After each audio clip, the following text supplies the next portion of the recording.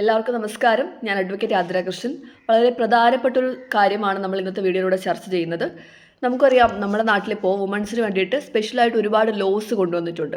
അങ്ങനെയുള്ള നിയമങ്ങൾ അല്ലെങ്കിൽ ഇനാക്ട്മെൻറ്റുകൾ കൊണ്ടുവരാനുള്ള കാരണം എന്ന് പറയുന്നത് പണ്ടത്തെ സമൂഹത്തിൽ സ്ത്രീകൾ പുരുഷന്മാരെക്കാട്ടിലും കുറച്ച് ബാക്ക്വേർഡായിട്ടാണ് കണക്കാക്കപ്പെട്ടിരുന്നത്. അതുകൊണ്ട് തന്നെ സ്ത്രീകളെ മുന്നിലേക്ക് എത്തിക്കാൻ വേണ്ടിയിട്ടാണ് ഇതുപോലുള്ള സ്പെഷ്യൽ ലോസ് കൊണ്ടുവന്നിരുന്നത്. അപ്പോൾ ഇതിൻ്റെ ഭാഗമായിട്ട് ഒരുപാട് റിസർവേഷൻ കൊടുത്തിട്ടുണ്ട്, സ്പെഷ്യൽ ലോസ് കൊണ്ടുവന്നിട്ടുണ്ട്. അപ്പോൾ നമ്മൾ ഉദാഹരണം പറയുകയാണെന്നുണ്ടെങ്കിൽ കോൺസ്റ്റിറ്റ്യൂഷനകത്ത് റിസർവേഷൻ കൊടുക്കുന്നുണ്ട്. അതുപോലെ തന്നെ ഡൗറി പ്രൊഹിബിഷൻ ആക്ട് ഉണ്ട്, ഗാർഹിക പീഡനത്തിനെതിരായിട്ടുള്ള നിയമമുണ്ട്, പോക്സോ ആക്ട് ഉണ്ട്. ഇതെല്ലാം നടപ്പിലാക്കാനായിട്ട് വുമൺസ് കമ്മീഷനും ഉണ്ട്. അപ്പോൾ ഇതിൻ്റെയൊക്കെ ആവശ്യം വളരെ പ്രാധാന്യമുള്ളതായിരുന്നു അന്നുമുണ്ട് ഇന്നുമുണ്ട്. കാരണം അതുപോലെയുള്ള അതിക്രമങ്ങളും ഒഫൻസുകളുമാണ് സ്ത്രീകൾക്കെതിരായിട്ട് നടന്നുകൊണ്ടിരിക്കുന്നത്. ഈ ഒരു സാഹചര്യത്തിലാണ് ഇതുപോലുള്ള ലോസ് കൊണ്ടുവന്നതും അതിന് ഇമ്പോർട്ടൻസ് ഉള്ളതും. അപ്പോൾ ഈ ഒരു സാഹചര്യങ്ങൾ ഇന്നും നിലനിൽക്കുന്നുണ്ടെങ്കിലും കുറച്ച് നമ്മുടെ സ്ത്രീകളുടെ സാമൂഹ്യ ജീവിതത്തിൽ വ്യത്യാസം വന്നിട്ടുണ്ട്. പണ്ടത്തെ പോലെ അല്ല ഇപ്പോഴ്. അപ്പോൾ ആ ഒരു സാഹചര്യത്തിൽ ചിലരെന്ന് പറയുമ്പോൾ ഒരു 10% ആൾക്കാരെങ്കിലും ഈ ലോസിനെ ദുരുപയോഗം ചെയ്യുന്നുണ്ട്. അതായത് വ്യക്തികൾക്കെതിരായിട്ടുള്ള വ്യക്തി വൈരാഗ്യങ്ങൾ തീർക്കാനും അല്ലെങ്കിൽ ഇതുപോലുള്ള എന്തെങ്കിലും പേഴ്സണൽ ഗ്രഡ്ജുകൾക്കൊക്കെ എതിരായിട്ടായിട്ട് ഇതുപോലുള്ള ലോസ് ഉപയോഗിക്കുന്നുണ്ട്. അപ്പോൾ ഇങ്ങനെ നമ്മൾ ലോസ് ഉപയോഗിക്കുമ്പോൾ സംഭവിക്കുന്നത് എന്താണെന്ന് വെച്ചാൽ, ഇന്നസെൻ്റ് ആയിട്ട് കേസുകൾ കൊണ്ടുവരുന്ന ആളുകൾക്ക് അവരുടെ സത്യം പ്രൂവ് ചെയ്യാൻ വളരെ പാടായിരിക്കും. ഇപ്പോൾ ഒരു ഫാബ്രിക്കേറ്റഡ് കേസ് വന്നു, അതേ സമയത്ത് തന്നെ മറ്റൊരു കേസ് വരുമ്പോഴത്തേക്കും ഇതും സത്യമാണോ അതോ കള്ളമാണോ എന്നൊരു ഡൗട്ട് ആളുകളിലേക്ക് ഉണ്ടാക്കാൻ സാധ്യതയുണ്ട്. ഈ ഒരു സാഹചര്യത്തിലാണ് ഇന്നലെ നടന്നൊരു ഇൻസിഡൻറ്റുമായിട്ട് കണക്ഷൻ വരുന്നത്. നമ്മളത് കണ്ടതാണ്. ഒരു ബസ്സിൽ യാത്ര ചെയ്യുമ്പോഴത്തേക്കും ഒരു യുവതിയെ മറ്റൊരു യുവാവ് സെക്ഷൽ ഉദ്ദേശത്തോടുകൂടി സ്പർശിച്ചു എന്നുള്ളൊരു ഇഷ്യൂ ആണ് കൊണ്ടുവന്നത്. അതിൻ്റെ ഭാഗമായിട്ട് ആരോപിക്കപ്പെട്ട വ്യക്തി ആത്മഹത്യ ചെയ്തു. അപ്പോൾ ഈ ഒരു കേസിൽ സംഭവിച്ചത് എന്താണെന്ന് വെച്ച് കഴിഞ്ഞാൽ, ഇങ്ങനൊരു ഇൻസിഡൻറ്റ് നടന്നിട്ടുണ്ടെങ്കിൽ ഒരു വ്യക്തി ആദ്യം ഫസ്റ്റ് ചെയ്യേണ്ടത് എന്താണ്? പ്രതികരിക്കുക എന്നുള്ളതാണ്. നമ്മുടെ ബോഡിയിലേക്ക് ഒരാൾ അനാവശ്യമായിട്ട് ടച്ച് ചെയ്യുമ്പോഴത്തേക്ക് നമുക്ക് ആദ്യം ഒരു അസ്വസ്ഥത വരും. അപ്പോൾ നമ്മൾ അവിടെ വെച്ച് ആദ്യമേ പ്രതികരിക്കും. അതാണ് ഫസ്റ്റ് ചെയ്യേണ്ടത്, അല്ലേ? അങ്ങനെ ചെയ്ത കേസുകളുണ്ട്. അപ്പോൾ പ്രതികരിക്കാൻ പേടിയുള്ളവരുണ്ടെങ്കിൽ നമുക്ക് ഓരോട് പറയാൻ പറ്റും. അത് കഴിഞ്ഞ് നമ്മൾ നെക്സ്റ്റ് ചെയ്യേണ്ടത് എന്താണ്? കംപ്ലയിൻറ്റ് കൊടുക്കുക എന്നുള്ളതാണ്. പോലീസിൽ കംപ്ലയിൻറ്റ് കൊടുക്കുക. കംപ്ലയിൻറ്റ് കൊടുക്കുമ്പോഴത്തേക്കും അതനുസരിച്ച് അവർ അന്വേഷിക്കും. വീഡിയോ ഒക്കെ എടുക്കുന്നത് കുഴപ്പമൊന്നുമില്ല, കാരണം പ്രൂഫിന് വേണ്ടി നമുക്ക് വീഡിയോ വേണമെങ്കിൽ പ്രൊഡ്യൂസ് ചെയ്യാം. നിങ്ങൾക്ക് വീഡിയോ എടുത്ത് വെക്കാം, ഇങ്ങനെ സംഭവിച്ചെന്ന് കാണിക്കാനായിട്ട് വീഡിയോ എടുത്ത് വെക്കാം. പക്ഷേ ഈ ഒരു കേസിൽ സംഭവിച്ചത് എന്താണെന്ന് വെച്ചാൽ, ഇവർ ഫസ്റ്റ് തന്നെ ആ വീഡിയോ കൊണ്ട് നേരെ സോഷ്യൽ മീഡിയയിലാണ് പോസ്റ്റ് ചെയ്തത്.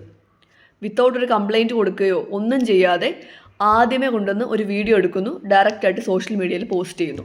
പോസ്റ്റ് ചെയ്യുമ്പോൾ മില്യൺ കണക്കിന് വ്യൂസ് കിട്ടുന്നുണ്ട്, ലൈക്ക് കിട്ടുന്നുണ്ട്, എല്ലാം കിട്ടുന്നുണ്ട്, റീച്ച് കിട്ടുന്നുണ്ട്. ഈ ഒരു കാര്യം ഓപ്പോസിറ്റ് നിൽക്കുന്ന വ്യക്തിയെ എങ്ങനെയാണ് അഫക്റ്റ് ചെയ്തത് എന്നവർ നോക്കുന്നില്ല. പക്ഷേ ഞാൻ ഒരു കാര്യം പറയാം, നിങ്ങൾ ഡയറക്റ്റായിട്ട് നിങ്ങൾക്ക് ഇങ്ങനൊരു ഇഷ്യൂ ഉണ്ടെന്നുണ്ടെങ്കിൽ ചെയ്യേണ്ടത് എന്തായിരുന്നു? നേരെ പോവുക, പോലീസ് സ്റ്റേഷനിൽ കംപ്ലയിൻറ്റ് കൊടുക്കുക. അത് കഴിഞ്ഞിട്ട് ഇത് ഓക്കെയാണ്, ഇങ്ങനെയാണ് സംഭവങ്ങളൊക്കെ ക്ലിയർ ആണെന്നുണ്ടെങ്കിൽ നിങ്ങൾക്ക് പോസ്റ്റ് ചെയ്യാം. കാരണം നമ്മുടെ സോഷ്യൽ മീഡിയ എന്ന് പറയുന്നത് യൂസ് ചെയ്യുന്നത് രണ്ട് രീതിയിലാണ്. നല്ല കാര്യങ്ങൾക്ക് യൂസ് ചെയ്യുന്നവരുണ്ട്, മോശം കാര്യങ്ങൾക്ക് യൂസ് ചെയ്യുന്നവരുണ്ട്. ഇതുപോലെ നിങ്ങൾക്കെതിരെ ഒരു മോശം പ്രവൃത്തി ചെയ്ത ഒരാളാണെന്നുണ്ടെങ്കിൽ അയാളുടെ മുഖം സോഷ്യൽ മീഡിയയിൽ കാണിക്കുന്നതുകൊണ്ട് ഒരു തെറ്റുമില്ല. ഡയറക്റ്റായിട്ട് ഇയാൾ ഇങ്ങനെ ഉള്ളവനാണ് എന്നുള്ള ആ വീഡിയോ പ്രചരിപ്പിച്ചു കഴിഞ്ഞാൽ കുഴപ്പമില്ല, പ്രചരിപ്പിച്ച് കാണിക്കട്ടെ, ആൾക്കാരത് കാണണം. പക്ഷേ ഇൻ കേസ് അയാൾ ഇന്നസെൻ്റ് ആയിട്ടുള്ള വ്യക്തിയാണെന്നുണ്ടെങ്കിൽ, കൃത്യമായിട്ട് നമുക്ക് ഇയാൾ ഈ ഉദ്ദേശത്തോടെ ചെയ്തതാണെന്ന് അറിയത്തില്ല എന്നുണ്ടെങ്കിൽ, നിങ്ങൾ ആ വീഡിയോ പോസ്റ്റ് ചെയ്യുമ്പോഴത്തേക്കും ആ വീഡിയോ ആ ആളെ എത്രമാത്രം വിഷമിപ്പിക്കുന്നുണ്ട്, അയാളെയും അയാളുടെ ഫാമിലിയെയും അയാളെ അറിയാവുന്നവരിലേക്കൊക്കെ എത്ര മോശകരമായിട്ടായിരിക്കും അത് ചിത്രീകരിക്കപ്പെടുന്നതെന്ന് നമ്മൾ ആരും ചിന്തിക്കുന്നില്ല. ഈ ഒരു കേസിൽ മാത്രമല്ല, ഒരുപാട് സാഹചര്യങ്ങളുണ്ട്. നമ്മൾ ജസ്റ്റ് കാണുന്നു, അപ്പോഴേ വീഡിയോ എടുക്കുന്നു, ഷെയർ ചെയ്യുന്നു. സത്യം എന്താണ്, ഇതുള്ളതാണോ അല്ലാത്തയാണോ എന്ന് ഒരു കാര്യത്തിലും അന്വേഷിക്കുന്നില്ല. അതാണ് സോഷ്യൽ മീഡിയയുടെ ഒരു കുഴപ്പമെന്ന് പറയുന്നത്. ഓപ്പോസിറ്റ് നിൽക്കുന്ന ആൾ എന്താണെന്നുള്ളത് നമ്മൾ ആദ്യം മനസ്സിലാക്കുക.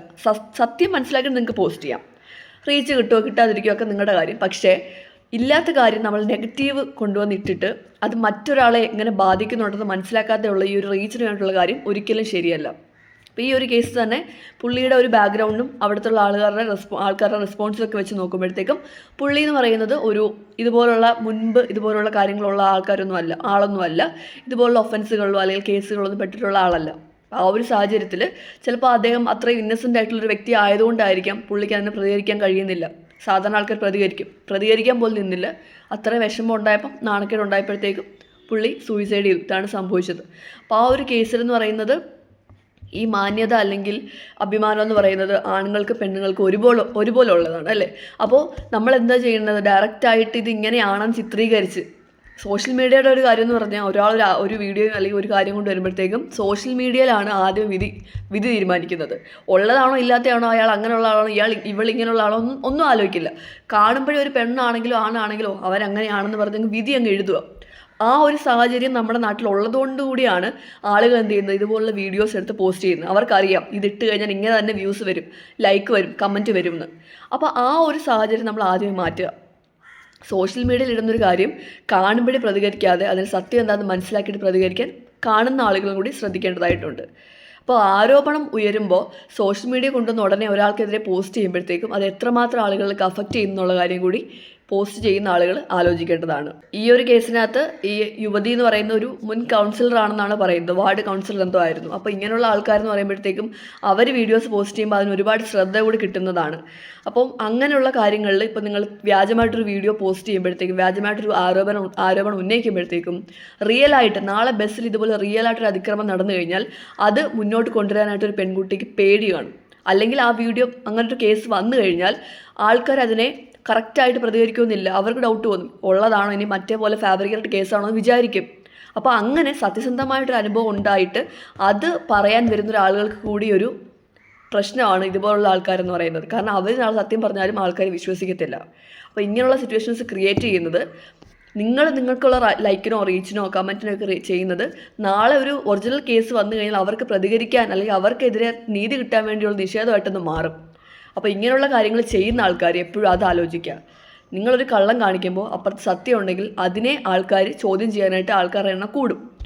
ഈ ഒരു സാഹചര്യത്തിൽ നമ്മൾ ചെയ്യേണ്ടത് ഇങ്ങനെയുള്ള അനുഭവങ്ങൾ ഉണ്ടായാൽ ഫസ്റ്റ് ചെയ്യേണ്ടത് പ്രതികരിക്കുക എന്നുള്ളത്. അവിടെ വെച്ച് തന്നെ പ്രതികരിക്കണം.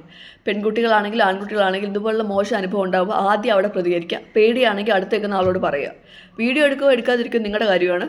എടുത്തിട്ട് ഡയറക്റ്റായിട്ട് കൊണ്ടുപോയി പോസ്റ്റ് ചെയ്യാതെ ആദ്യമേ നിങ്ങൾ കംപ്ലയിൻറ്റ് കൊടുക്കുക. കംപ്ലയിൻറ്റ് കൊടുക്കുമ്പോൾ നിങ്ങൾക്ക് അറിയാൻ പറ്റുമല്ലോ, ഇങ്ങനെയൊക്കെ ആണെന്നുണ്ടെങ്കിൽ നിങ്ങൾ പോസ്റ്റ് ചെയ്തോ. നിങ്ങൾക്ക് അവിടെ നിന്ന് റിപ്പോർട്ട് കിട്ടി, ഓക്കെ ഇങ്ങനെയാണ്, അയാൾ ക്രിമിനലാണ്, നമ്മൾ അയാൾക്കെതിരെ കേസ് വന്നു. നാളെ അയാൾ സമൂഹം അറിയണം ഇങ്ങനൊരാളാണ് അയാളാണെന്ന്, ഇങ്ങനൊരാളാണ് അയാളെ സമൂഹം അറിയണം. അപ്പം നിങ്ങൾക്ക് പോസ്റ്റ് ചെയ്യാനായിട്ട് റൈറ്റ് ഉണ്ട്, പോസ്റ്റ് ചെയ്യാം. പക്ഷേ സത്യം മനസ്സിലാക്കുന്നതിന് മുമ്പ് പോയി പോസ്റ്റ് ചെയ്തിട്ട് ഒരാളെ അപമാനിച്ച് അയാളുടെ ലൈഫൊക്കെ എടുക്കുക എന്ന് പറയുന്നത് നമുക്ക് ലൈഫ് ടൈം മൊത്തം ട്രോമയായിരിക്കും. കാരണം നമ്മൾ കാരണം ഒരാളുടെ ലൈഫ് പോവല്ലേ. അപ്പോൾ ഇങ്ങനെയുള്ള കേസുകൾ വരുമ്പോഴത്തേക്കും പോസ്റ്റ് ചെയ്യുന്ന ആളുകളും കുറച്ച് കൺസേൺഡ് ആയിരിക്കണം. അതുപോലെ തന്നെ ഇങ്ങനെയുള്ള വീഡിയോസൊക്കെ വരുമ്പോഴത്തേക്കും ചാടിക്കയറി കമൻറ്റ് ഇടാനിരിക്കുന്ന ആൾക്കാരും സത്യം അറിഞ്ഞിട്ട് കമൻറ്റ് ഇടുന്നതായിരിക്കും നല്ലത്. അപ്പോൾ ഇനിയും ഇതുപോലുള്ള കേസുകൾ നമ്മുടെ നാട്ടിൽ ഉണ്ടാവാതിരിക്കട്ടെ. അതുപോലെ തന്നെ പ്രധാനമായിട്ട് നമുക്ക് കിട്ടിയിട്ടുള്ള നിയമങ്ങൾ, സ്ത്രീകൾക്ക് വേണ്ടിയുള്ള നിയമങ്ങൾ ആരും ദുരുപയോഗം ചെയ്യാനും പാടില്ല. എല്ലാത്തിനും അതിൻ്റേതായിട്ടുള്ളൊരു രീതിയുണ്ട്. ലോ തന്നിരിക്കുന്നത് ഇങ്ങനെ എന്തെങ്കിലും കേസുകൾ വരുമ്പോൾ അതിനെതിരെ പ്രൊട്ടക്ഷന് വേണ്ടിയിട്ടാണ്, അല്ലാതെ അത് ഉപയോഗിച്ചുകൊണ്ട് വേറൊരാളെ നശിപ്പിക്കാൻ വേണ്ടിയല്ല. അത് എല്ലാവരും മനസ്സിലാക്കണം. അപ്പം ഇനിയെങ്കിലും കറക്റ്റായിട്ടുള്ള കാര്യങ്ങൾ ചെയ്യുക. സോഷ്യൽ മീഡിയ ഉപയോഗിക്കുമ്പോൾ അതിൻ്റേതായ ലിമിറ്റേഷൻ വെച്ച് ഉപയോഗിക്കാൻ നോക്കുക. കാണുന്നവരായാലും പോസ്റ്റ് ചെയ്യുന്നവരായാലും. Thank U.